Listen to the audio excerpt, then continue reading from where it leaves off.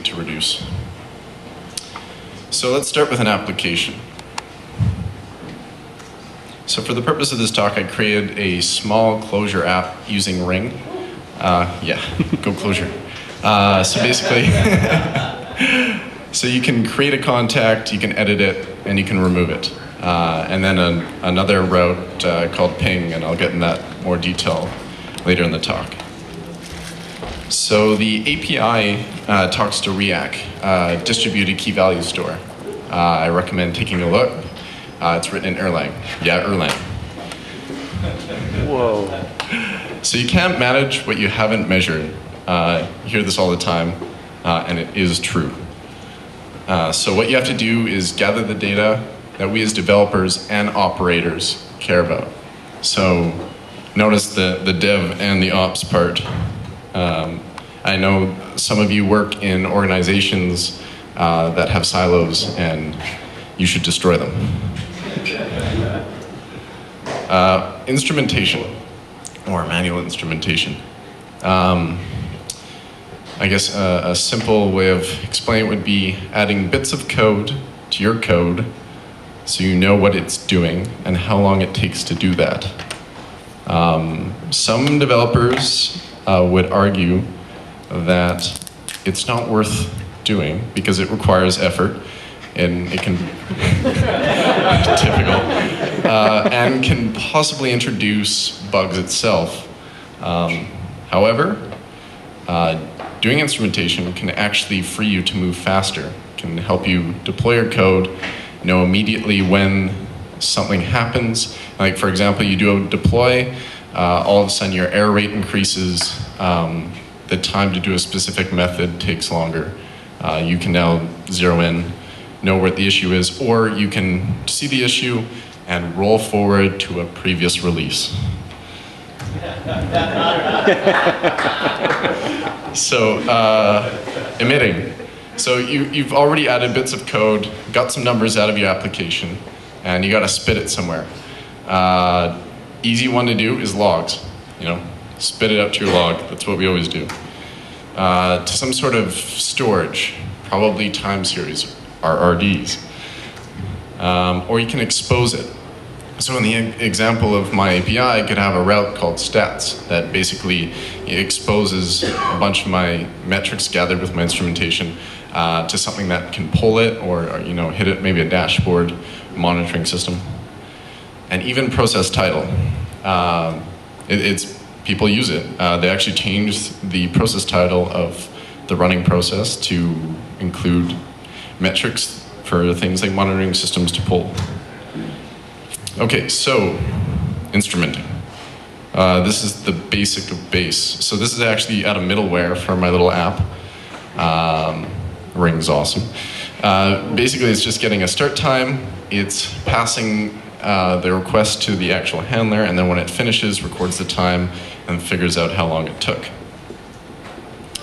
So that was a little bit annoying, and I imagine doing these sort of things to all of your methods and middleware and libraries, shims, monkey patches would be annoying. So these are some really awesome libraries you should definitely check out.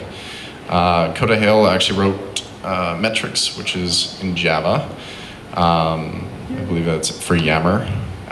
Many people liked it, so they re-implemented it in their language of choice, including Node.js if you really care. And they're out there. So let's talk more about logs.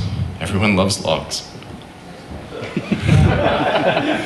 So there's a good chance you're already producing them.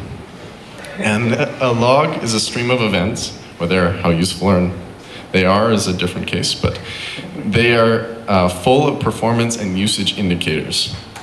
Metrics. So there's a good chance your logs already contain them, and if you've got instrumentation and you emit to your logs, they're already full of them. Okay, so the first one is traditionally what we do. You know, we're like logs, tail-f, we read them.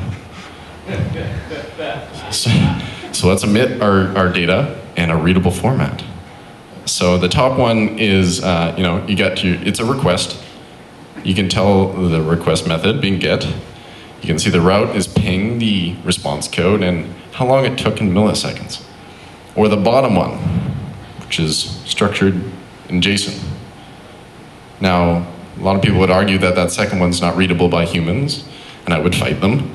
But what's really important is that machines can read it without needing a resident regular expression ninja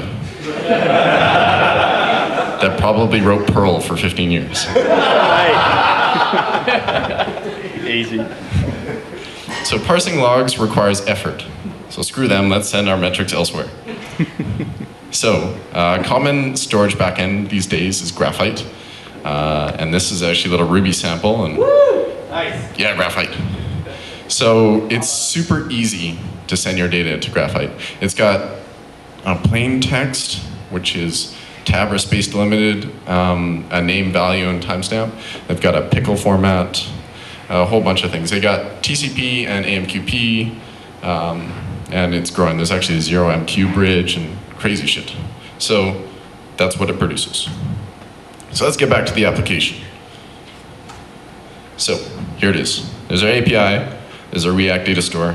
It's just humming along, possibly on more than one box. So there's more to it. So in my demo, I've got a load balancer, H8 proxy. We've got one or more instances of our application, and then we've got our React backend.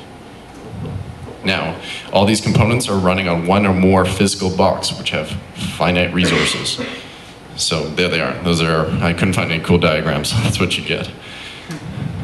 So you have to know your application dependencies and understand their relationships. Now, you know, going back, got here, but you know, there's also a network in there, which is important. And we've got components like React. Say if we added more React nodes, we've got some redundancy. So now our dependency chain has some reliability stuck in there, resilience, which can change the way that you look at your dependency chain. It's actually truly not a chain, you got some parallel resources in there. So you need to monitor all the way down to the resources they consume, those finite resources on those boxes. So here we go. We've added another H8 proxy node, or a proxy, and we've got 2 more React instances. So I added that route ping that I mentioned earlier. So what it does is it actually hits just the backend, make sure it can connect to React. Then an H8 proxy actually has a HTTP check, so it can actually hit a specific URI and expect a certain value in the body, exit status code. So H8 proxy in this case will actually remove application instances that are unable to connect to React, because you don't want those puppies serving requests because they're just going to barf and users are going to be upset. So that's an example of, so you can actually have a check, your monitoring system hit DNS to resolve your application name, so you know that's working. It goes through your load balancer, so you know that one of your load balancers is up. Then it goes through your application instance, and then it hits React.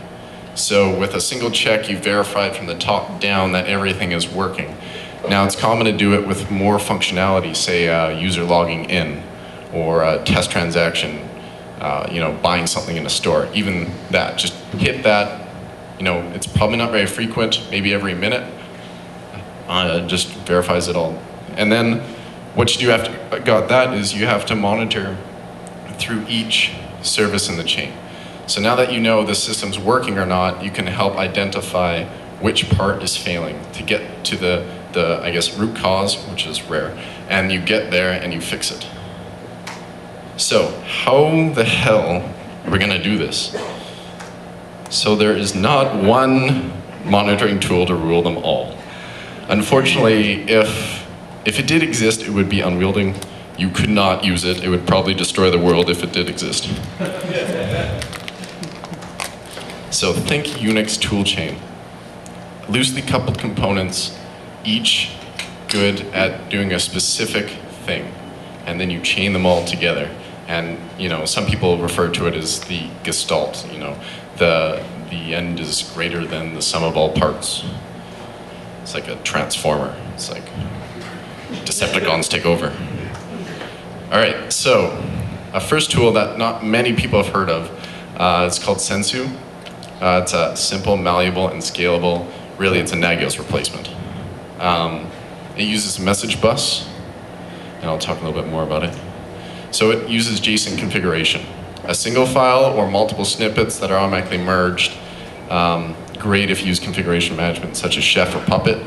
Booyah. So it generates that stuff, and you're up and running. It uses the Nagios tech spec.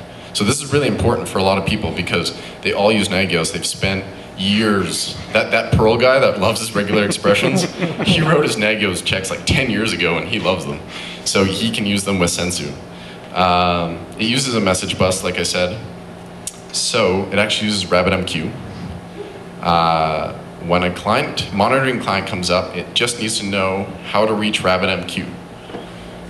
It will self-register. So it sends its very first keep alive and it piggybacks its client data so the monitoring system picks up on it. This is awesome for when you're using elastic infrastructure like EC2, Rackspace, things come up, things die. The problem with Nagios was, or any other sort of polling metrics or polling monitoring system is, it expects a very defined, static group of systems. And it's easy to scale out. At Sonian, I actually created a monstrosity of a Nagios tiered system. We had 20 boxes that were each in what we called stacks or environments. And then they would propagate the bad events all the way to a master node to give us an overall view of an organization. That was a terrible idea. Sure, it scaled to a certain extent, but you got weird, funky problems, things that didn't pick up. For like a new node to propagate to that master node took like half an hour to 2 hours to pop up there properly. So we'd have shit come up, do a little bit, things explode, and then disappear, and we'd never know it. So Sensu was created to scale out easily. Since it uses a message bus, you can just add servers, they pull more results off, process, create events, handle them. So I love that. We actually use spot instances, if you're familiar with EC2, for our monitoring backend. So we can actually scale our monitoring system with the number of nodes we have. Next tool, Logstash. I said parsing logs was difficult earlier in the talk, and I lied. So Logstash can parse them, store them, and you can do things with them later. So it has a variety of inputs. It has a variety of outputs, the main being Elasticsearch. And Graphite's awesome. But all the power in Logstash is its filters. So you can grep, which works exactly like grep on your command line. You can search logs, or search through the message, drop specific ones. You can tag them if they contain a pattern. All sorts of cool things. And then you can grok. So this is so you can fire that Perl guy. And you just use grok. Basically, it includes a whole bunch of, they look like constants that are for patterns, and you can rip your log lines apart and assign them to values. It's fantastical. I'll show you a good example in my demo. Then multi-line. Multi-line is awesome. Okay, how many of you handle your exceptions in your logs well in a remote system?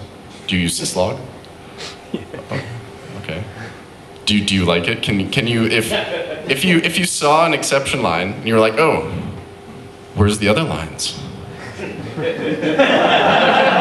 Which event does this relate to? So multi-line can stitch. It can detect lines that aren't regular log lines. It can figure out which ones go together, stitch them together, and attach them to the associated event in your log. This is awesome. And it's super simple. It's like 4 lines in your config, like 20 characters, and you're just rocking. And the last tool, Graphite. It's pretty awesome. I already talked about that basically. But the main thing about Graphite, which I think is awesome, are the many powerful functions it has that helps you analyze your data you're sticking into the damn thing. So I'll just touch on a few. So draw is infinite. Basically, you send a metric or counter to it, and Graphite will draw a vertical line. Now, this is awesome for deployments. So if you deploy your code, draw a freaking vertical line on all your graphs, so then you can correlate between your release and what the hell happened in your systems. So this is great. So you do a deploy, it draws a vertical line, you see your memory just go through the roof, and then you see boxes disappear. Yeah, you know, that deploy did it. And then you can, you know, roll back to a, never mind. Summarize.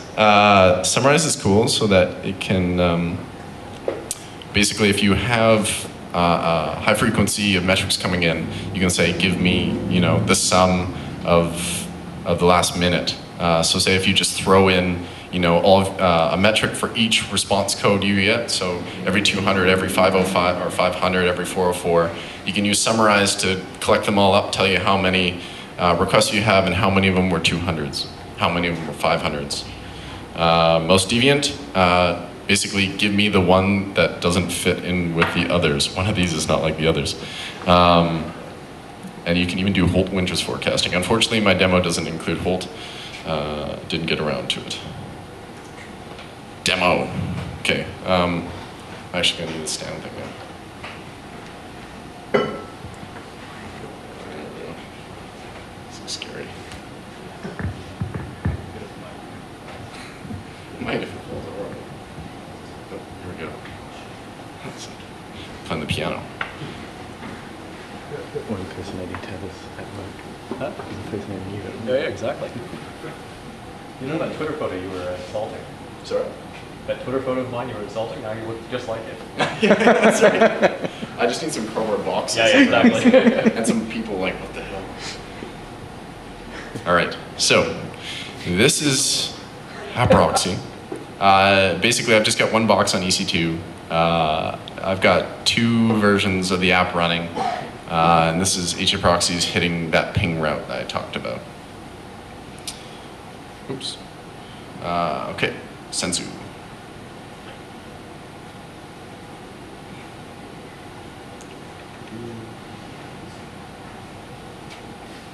Can you guys see that?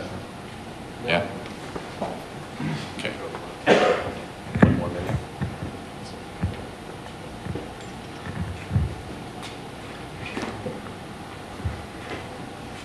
Okay, so this is actually just a admin web UI that a guy named Josh Pasqualetto just created recently. So I decided to test it out in my presentation, so hopefully it works. So this is a admin for Sensu.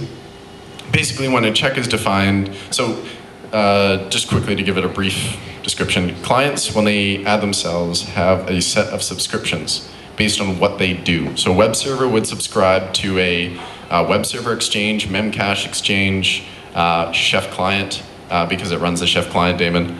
And then when you write checks, you can have, a check can have a set of subscribers. So in this case, I have an app called DemoStack, which has a subscription called DemoStack. So my check that targets it has subscribers called DemoStack. So basically this just says that it's going to get, a check request is going to get published out onto that exchange, and anything subscribing to it will execute it and then publish the result. So this is my one that hits that HA proxy nodes and basically says, okay, the service DemoStack, at least 60% of my listeners have to be up. So this is cool. So, you know, nobody likes to be woken up in the morning when one of their 20 frickin' applications goes down. You're like, who cares? So this is like, okay, well, you know, if we're below 60%, you know, there's something wrong.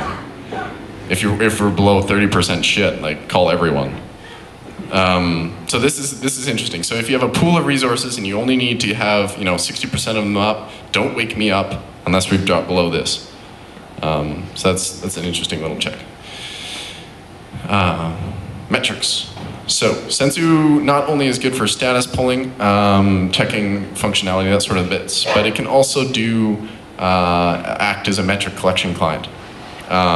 So in this case, I've actually set it as standalone true, so any client that has that check definition will just run that check on the define interval, which is 10 seconds, and then push the result up for a server to process. So that shows our just making sure our listener is working, and we've got some metrics collection going down. Now what's cool is this admin actually adds a little bit more, so you can have scheduled downtimes. Let's see, checks is cool, clients. It's just, this resolution's horrible. All right, so here's my client actually. My box has demo stack. It's running a bunch of runs. So this is actually chef driven. So these are actually just chef rules that populate in there, and any sort of chef tags if you're familiar with chef. So this is the data that actually gets published with the keep live. So when it first comes up, this is how it gets registered. Let's see. Kibana. Okay, so I mentioned Elasticsearch. That's doing the work to parse my logs. Let's see. See if we can see this on the screen. Oh no, let's boost it. There we go, that's readable. Okay, so, yeah, all right, so, actually I gotta show the whole thing.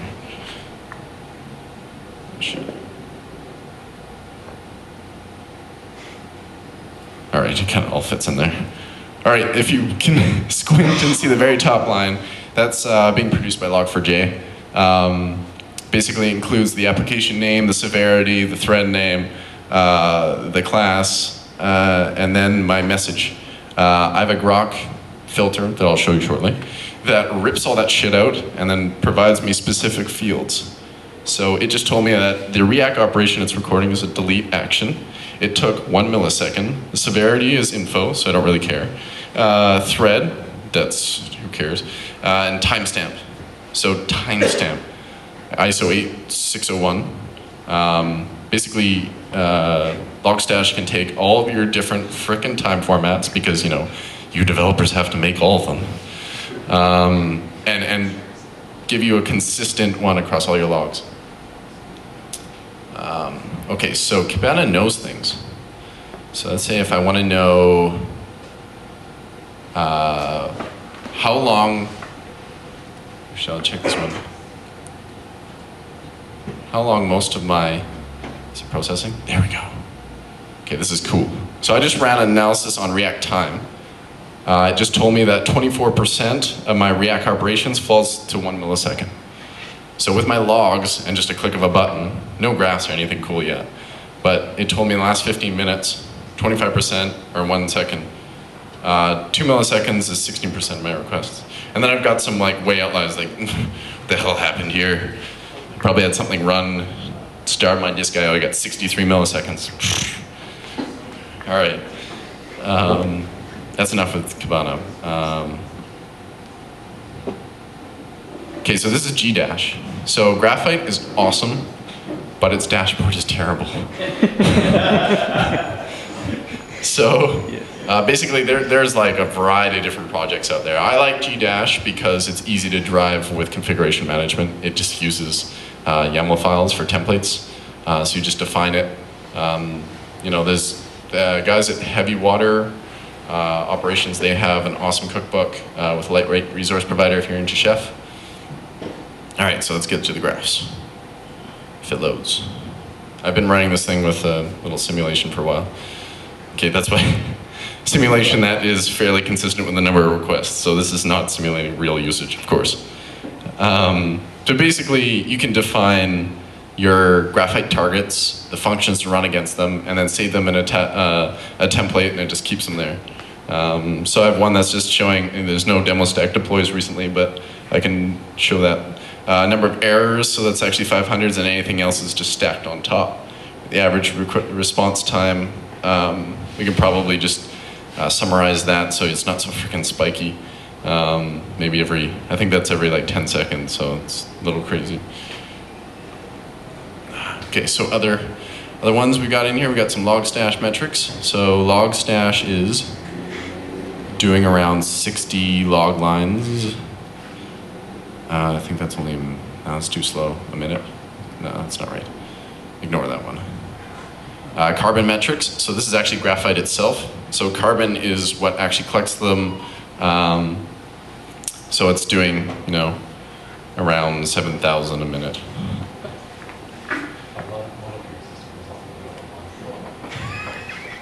Better get to it.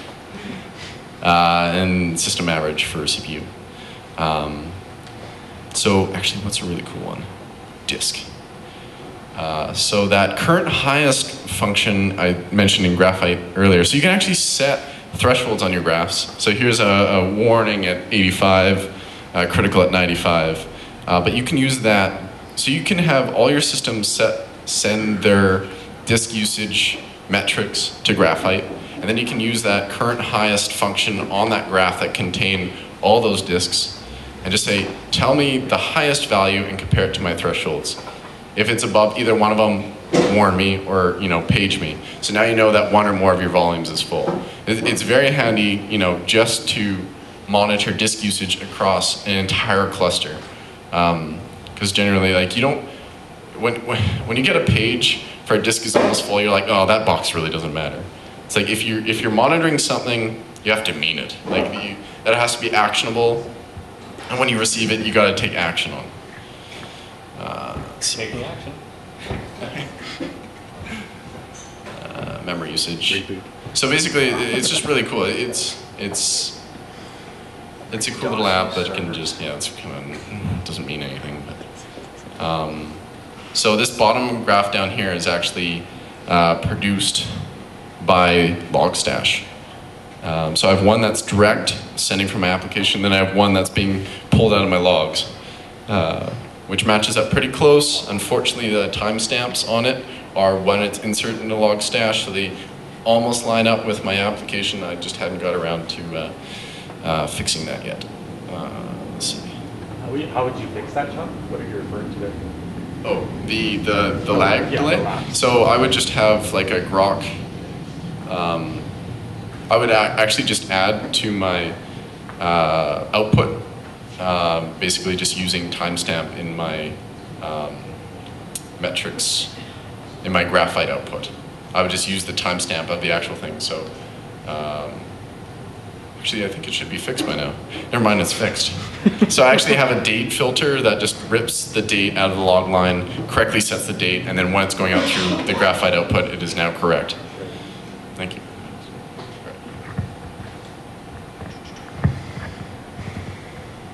Okay, lastly, I'll just show you how this actually looks like on the system.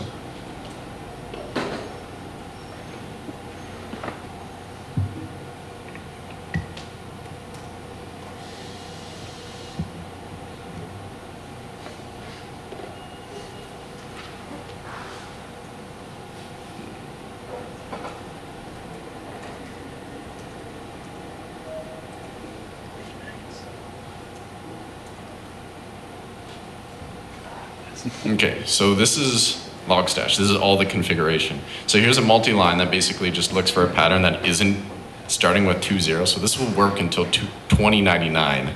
So basically anything that doesn't start with a timestamp is an exception line. Negate is just flipping it. So what is previous? So basically if it doesn't start with this, stitch it to the previous line. It's that simple. Here's a grep filter that basically just looks for request log lines and then tags it with request so I know what it is for grokking later on. Here's one for React operations. There's different ways of doing it. This is the way I chose to do it for the demo, but it's just a straightforward approach. So here's grok. This is the good stuff. So basically, here's my pattern, timestamp ISO 8601. I want to save it as a field called timestamp.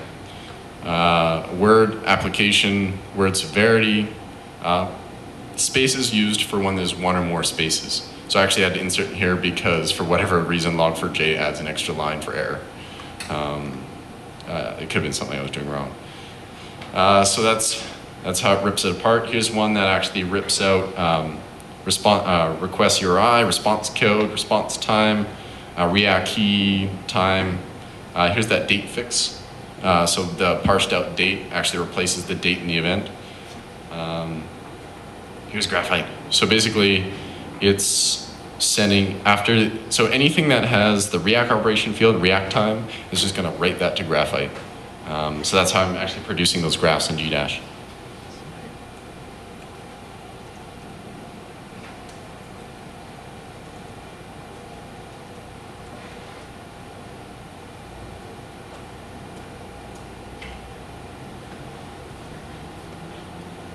So Graphite, I mentioned checks and clients, but on server side, there are a thing called handlers, or basically just event handlers. I wrote one.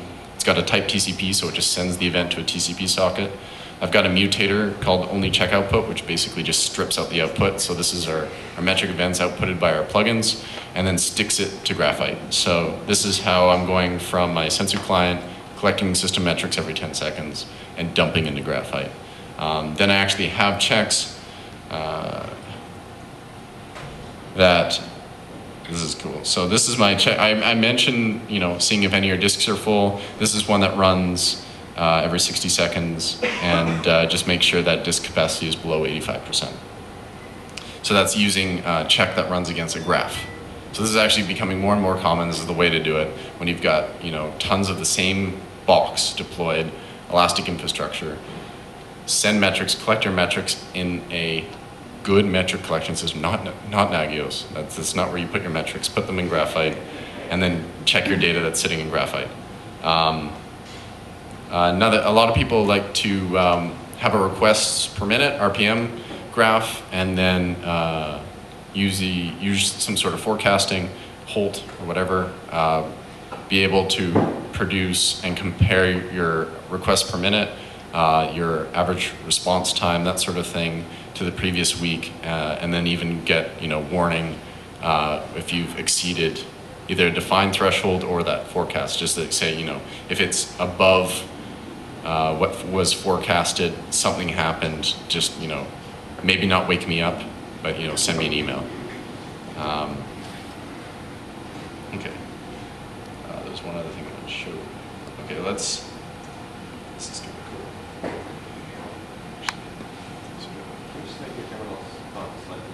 How do I do that? This is straight term. It's not my term. Never mind. Yeah, I don't know. If it was my term, I would do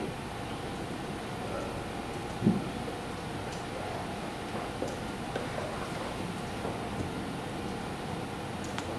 I'll get out of the terminal in a second. Okay, I'm going to stop one of my application instances.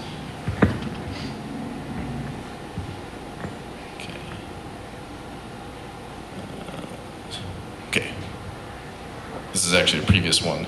Let's see.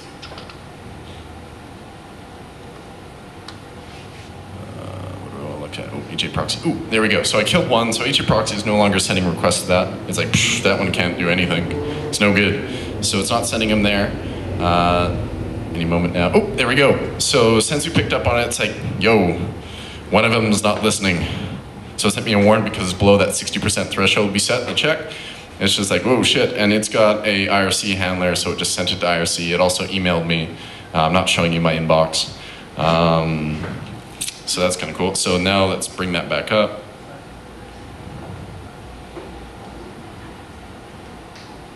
Actually, just briefly, let's just check this out. I'm curious to see if it showed up here. Since I'm testing his dashboard. Oh, there it is. Okay, so it popped up, it's production, there's the client, there's the check, there's the output. So that's kind of cool.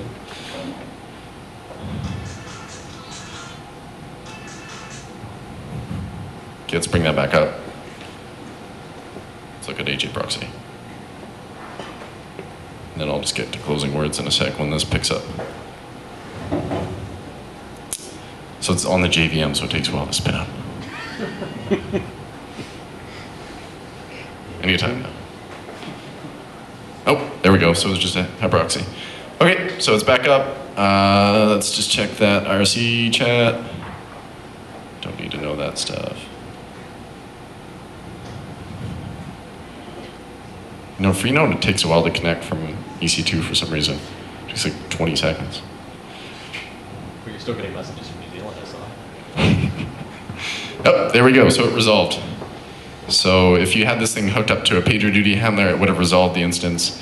With PagerDuty, I actually have a wait for 2 minutes before paging me. It's a little, life hack, so you don't get woken up for the thing that auto-resolves in a minute. Because FAP detection is overrated. Okay, let's see. Final words. Okay, so I showed how, a couple of cool tools. There are many out there. The whole monitoring sucks discussions really got things moving.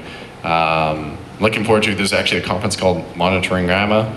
It's in March, so a long ways away, but it's going to be a big hack day where majority of the new project heads are going to all meet. I'll be going there for Sensu, which will be awesome. So that's in Boston, actually. So, but it's really come together. So that was the Unix toolchain of monitoring tools. Each component knows how to do its one thing really well. I connected them all up. It helps to use configuration management. But what it comes down to is you need to enable developers to measure things. So do instrumentation in your applications. Speed up deployment. It'll help you speed up your deployments. Help your operations team do their job. And then monitor from the top down, and then monitor through the dependency chain. So I guess that's it for me. Thank you all. So follow me on Twitter, PorterTech, yeah.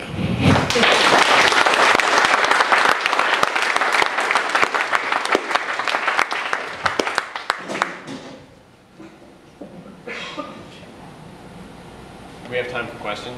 Oh yeah. Sure. I was surprised you didn't mention stats D. Is it worth it, or is it? Okay, so some argue that adding another piece in the puzzle just complicates things further, but StatsD is pretty sweet. Those libraries I actually showed on that one slide actually love StatsD, and that's usually the most common endpoint.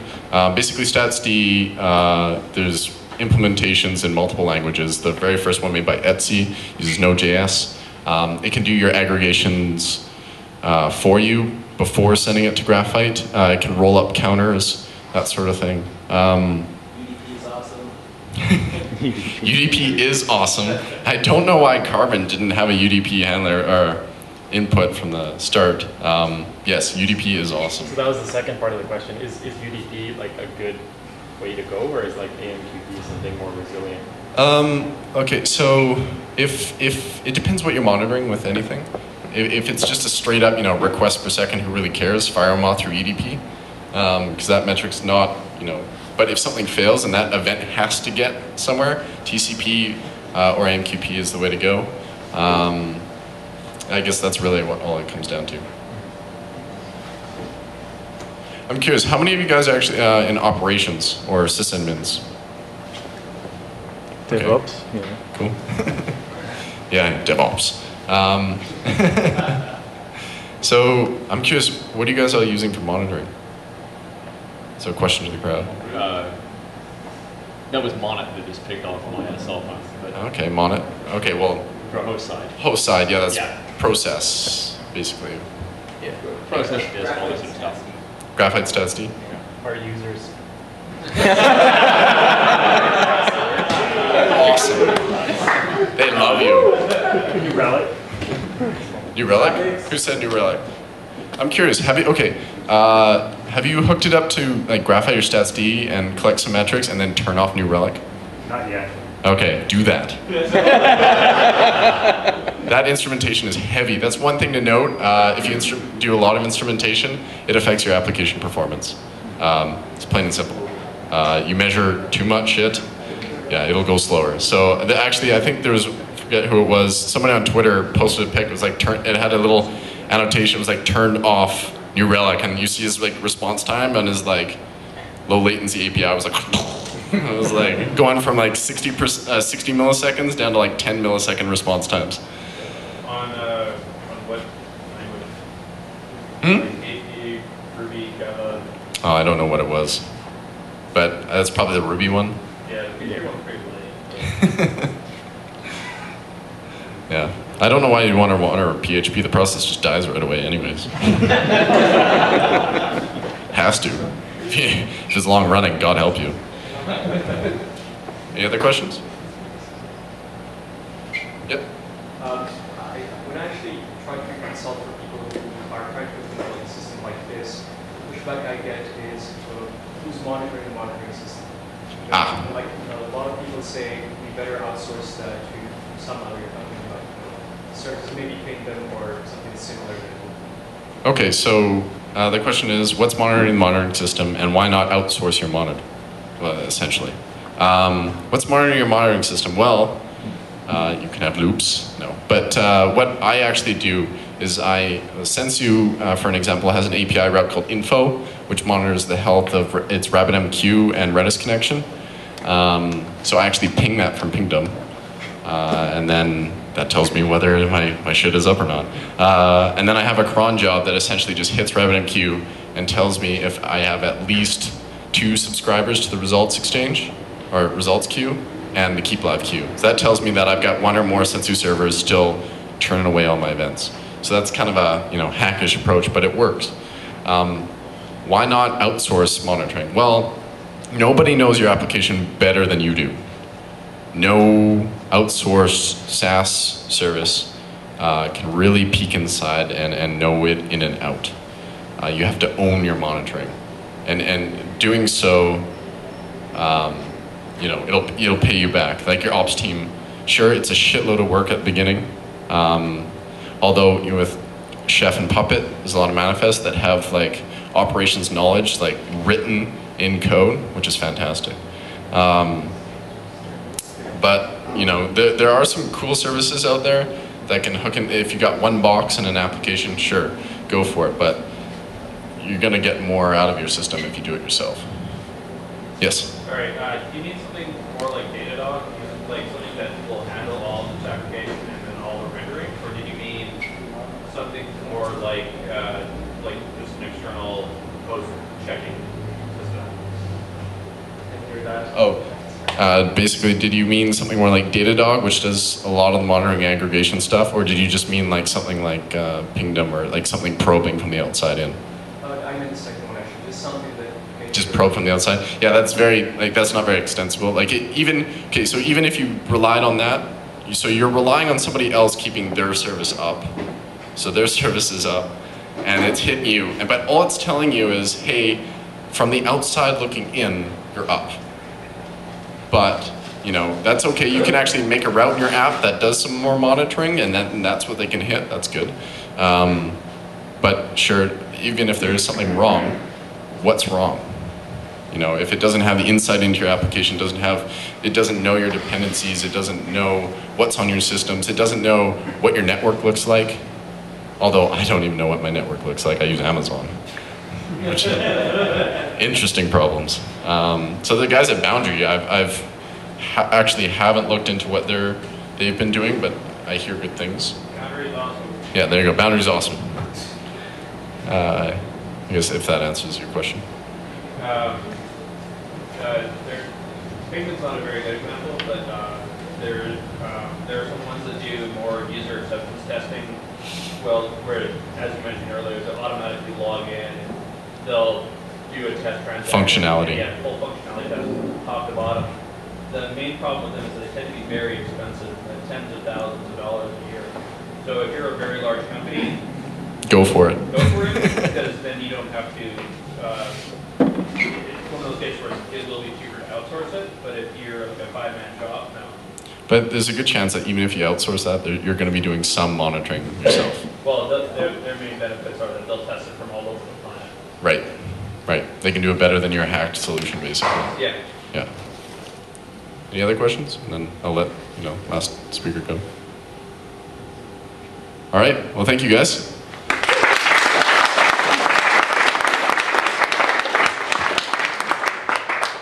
My computer, so you guys might want to stand up and get blood flowing again.